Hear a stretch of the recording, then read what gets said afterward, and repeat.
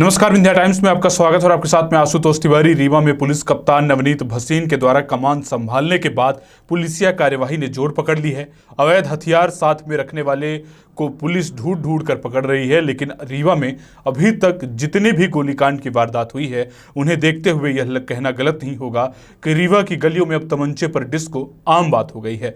पिछले दिनों रीवा में गोलीकांड की वारदात हुई जिसमें पार्टी में गए युवा पिस्टल के साथ सेल्फी खींच रहे थे, तभी धोखे से गोली चल गई और एक गोली सीधे जाकर एक युवक के पैर में जाकर लगी, जिसके बाद बर्थडे पार्टी मनाने गए युवाओं ने झूठी कहानी गढ़ी और पुलिस को यह बताया कि मारपीट और लूट के इरादे से आए लोगों ने उन पर गोली चलाई और यह अफवाह आसानी से जिले भर में फैल गई। जिसके बाद इस गुत्थी को पुलिस ने कैसे सुलझाया यह आप भी देखिए इस रिपोर्ट में। पुलिस कप्तान नवनीत भसीन के द्वारा रीवा जिले की कमान संभालने के बाद एक उम्मीद जगी है कि रीवा अब अपराध मुक्त होगा। नवागत एसपी के रीवा आते ही पुलिस अब अलर्ट हो गई है। सोशल मीडिया में बंदूक के साथ फायरिंग करते हुए वीडियो बनाकर डालने वाले बदमाशों को एसपी के निर्देश पर धर दबोचा गया है। रीवा में अपराध की प्रकृति और लोगों में अपराध की प्रवृत्ति को आप इस तरह से समझ सकते हैं कि रीवा में युवाओं का जोश किशोरावस्था में ही परवान चढ़ने लगता है और वह हथियार के शौकीन हो जाते हैं। रीवा में गोलीकांड की जितनी भी वारदात हुई है उसमें से अधिकतर किशोरावस्था में युवाओं ने गोलीकांड की वारदात को अपने अंजाम तक पहुंचाया है। लेकिन एक बार फिर लोगों में उम्मीद जगी है कि रीवा में कानून का साम्राज्य इन आपराधिक प्रवृत्ति वाले लोगों को जल्द ही अपने गिरफ्त में ले लेगा। लेकिन रीवा में बदमाश खुलेआम पुलिस को चुनौती दे रहे हैं। पिछले दिनों रीवा में एक घटना हुई जिसको सुलझाने में पुलिस के पसीने छूट गए। रीवा में बर्थडे पार्टी और अन्य पार्टियों में गोलियों की तड़तड़ाहट अवाम हो गई है। पिछले दिनों रीवा जिले की गोविंदगढ़ थाना क्षेत्र अंतर्गत खंडो मंदिर के पास पीछे जन्मदिन के लिए पार्टी मनाने गए युवकों ने पिस्टल के साथ अपनी फोटो खिंचवाई, लेकिन इस बीच पिस्टल से गोली चल गई और जो सीधे आकाश के हाथ और पैर में जाकर लगी। गोली चलते ही युवक हड़बड़ा गए और उन्हें डर सताने लगा कि अब पुलिस के सामने क्या बहाना बनाएंगे।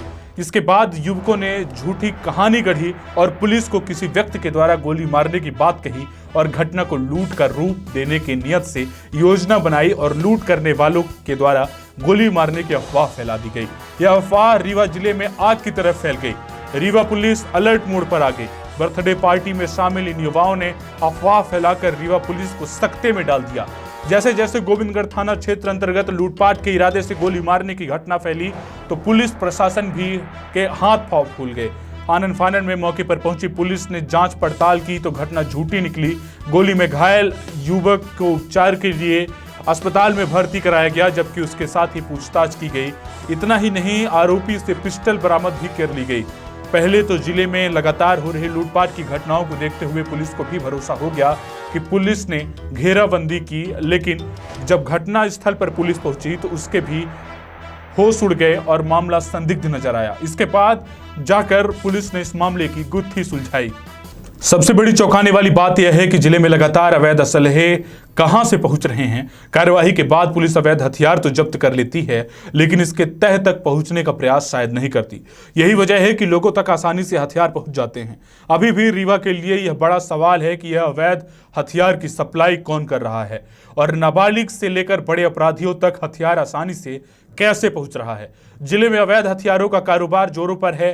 सूत्र तो यह बताते हैं कि उत्तर प्रदेश, बिहार से अवैध हथियार लाकर रीवा में बेचे जा रहे हैं। इन कनेक्शन को अगर ध्वस्त नहीं किया गया तो रीवा के लिए यह एक दिन घातक सिद्ध होगा। रीवा एसपी नवनीत भसीन के लिए अवैध नशे के कारोबार के जाल को ध्वस्त करने के साथ साथ बड़ी चुनौती अवैध हथियारों के जखीरा विंध्य और रीवा क्षेत्र में न उतरने देना भी है।